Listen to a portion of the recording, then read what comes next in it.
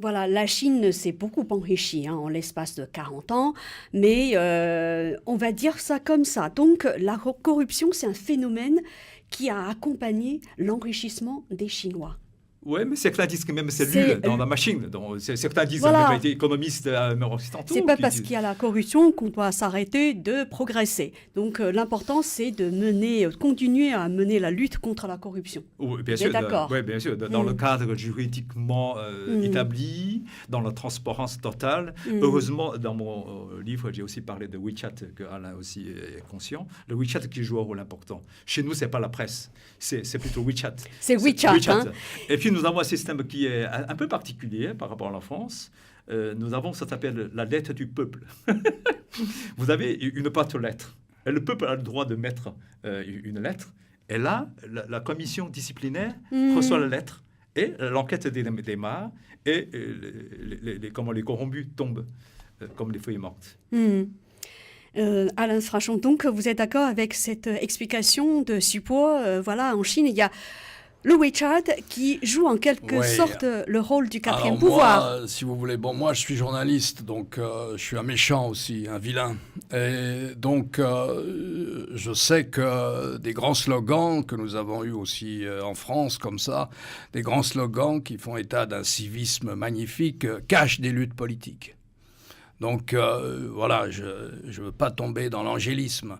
Je sais qu'en Chine, comme dans d'autres pays, mais en Chine aussi, il y a des luttes politiques au sommet du pouvoir, naturellement, qu'il s'agisse du pouvoir central ou bien qu'il s'agisse du pouvoir dans les régions, car c'est la loi de l'humanité. Et que, évidemment, naturellement, que la lutte contre la corruption peut aussi masquer des batailles politiques à l'intérieur du pouvoir ou des pouvoirs en Chine. J'aurais aimé aussi, parce que vous m'indiquez que j'ai dit que WeChat qui joue un rôle plutôt positif pour la lutte contre la corruption. Mais pour moi, comme maintenant, on vit dans la société transparente, tout le monde a le droit de s'exprimer dans ce contexte-là. On vit dans la modernité. La Chine n'est plus un pays fermé. Donc, vous avez quand même un réseau qui s'appelle WeChat. C'est 1 milliard d'usagers. Donc, si quelqu'un qui fait des délits, c'est beaucoup plus facile par rapport à avant.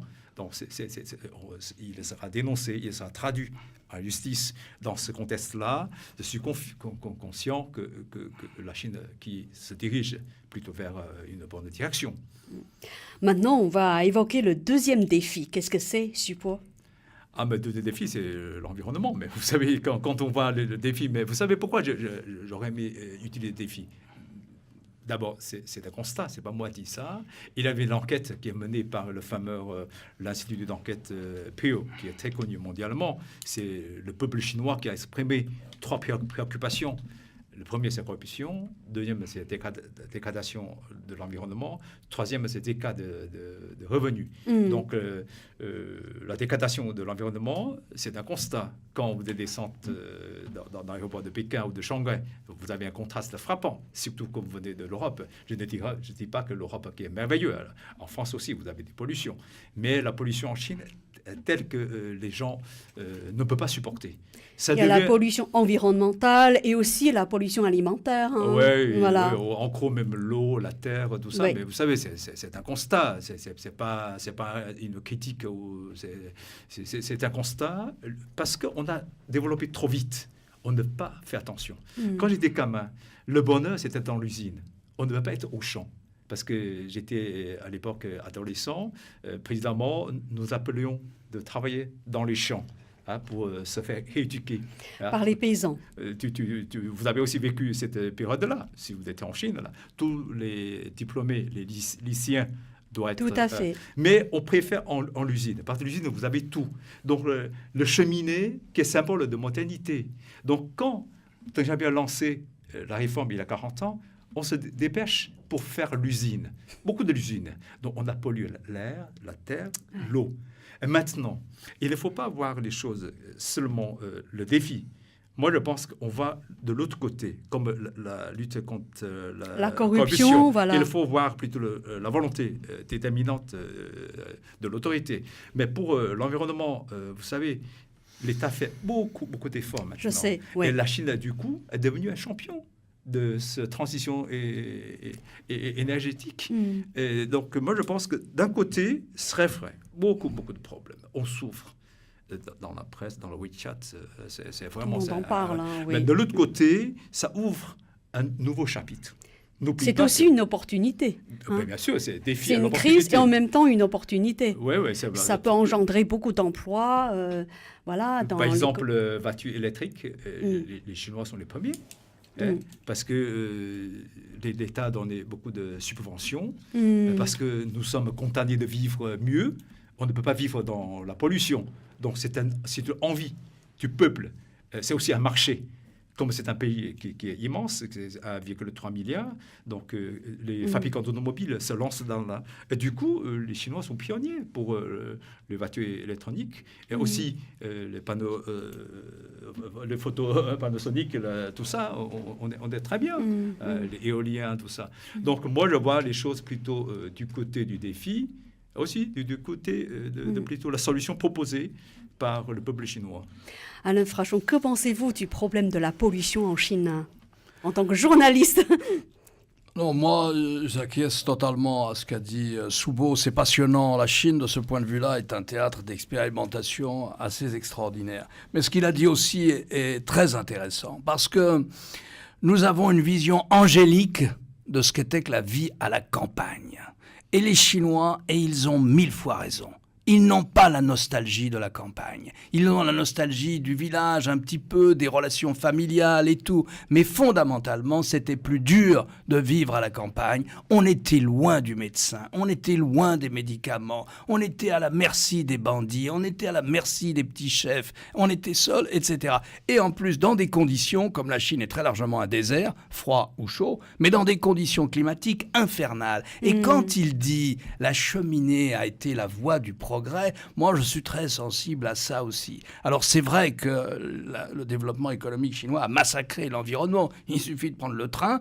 En Chine, vous prenez le train, vous montez dans un train, vous allez d'une ville à une autre et vous voyez des cours d'eau noircis, vous voyez une campagne abîmée, etc., etc. Mais au fond, je crois que peut-être explicitement ou implicitement, mais moi, il y a des hauts dirigeants de la municipalité de Shanghai qui me l'ont dit explicitement. La Chine considère que compte tenu de sa topographie, au fond, l'avenir, c'est les villes. Qu'on le veuille ou non, l'avenir, c'est les villes. Les Chinois iront en ville. Il y a un désir de ville qui est un désir de modernité et de facilité et d'emploi lié à la ville. Et je vais un peu plus loin. Et donc les Chinois sont très conscients qu'on ne peut pas vivre en ville dans des conditions environnementales qui génèrent une occurrence de cancer épouvantable, etc., etc. Mais de ce point de vue, c'est mieux aujourd'hui à Pékin et à Shanghai que ça ne l'a été à certaines époques. Mais surtout, ils sont en train de travailler énormément avec des grandes sociétés de conseil chinoises sur qu'est-ce que c'est qu'une ville moderne. Qu'est-ce que c'est que les transports en commun aujourd'hui? Comment on fait dans une ville de 10 millions d'habitants et la Chine en compte, je ne sais pas, 20 ou 30, etc. Comment on fait dans une ville de 15 millions d'habitants? Et quand vous voyez, par exemple, le quartier Pudong, c'est là où il est né, mais c'était un village à l'époque. Il n'y avait pas de tour en face de Shanghai, de l'autre côté du fleuve, du Huangpu. Quand vous voyez ça, eh bien vous comprenez qu'il y a à Pudong l'esquisse de ce que sera une ville vivable, une ville de demain. Une ville, on dit, il y a quelquefois, on dit, c'est une ville intelligente, je dirais. Smart city, on dit en anglais. Exactement. Une ville intelligente. Et donc, de ce point de vue-là, on a le sentiment que les Chinois sont en train de relever un défi et qu'ils savent, qu'ils ont imaginé déjà qu'au fond, la plupart des Chinois habiteront des villes d'ici à la fin du siècle, que l'urbanisation ne s'arrêtera pas et qu'elle va continuer. Et je pense qu'on peut le comprendre et que c'est une expérimentation absolument passionnante.